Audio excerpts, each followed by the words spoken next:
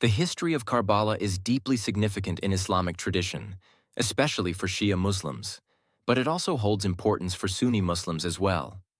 The Battle of Karbala took place on October 10, 680 AD, 10th of Muharram, 61 AH in Karbala, a region in present-day Iraq. The battle was fought between the army of Imam Hussain ibn Ali, the grandson of the Prophet Muhammad, PBUH, and the forces of Yazid ibn Muawiyah, the Umayyad Caliph. Background of the Battle of Karbala. After the death of Muawiyah the first caliph of the Umayyad dynasty, his son Yazid was appointed as his successor. Yazid's rule was seen as unjust by many, particularly by the supporters of the family of the Prophet, Ahl al-Bayt. Imam Hussain, as a symbol of truth and justice, refused to pledge allegiance to Yazid. Hussain believed Yazid's rule was tyrannical and represented a departure from the true values of Islam. The people of Kufa, a city in Iraq, sent letters to Imam Hussain, urging him to come to their city and lead them in rebellion against Yazid.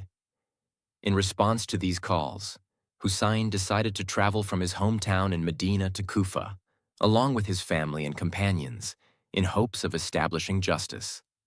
The journey and the siege.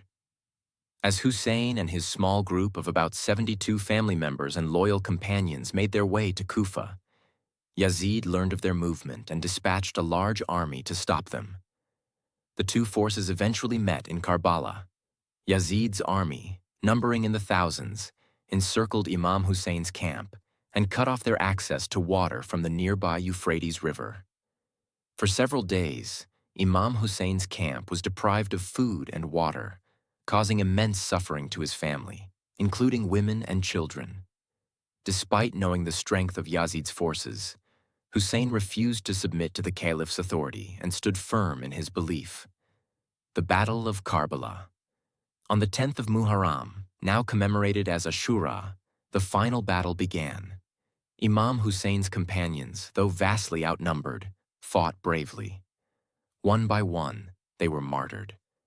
Eventually, Imam Hussain himself fought in the battle, but he too was killed in a brutal manner. His body was desecrated, and his head was severed and sent to Yazid as a symbol of victory.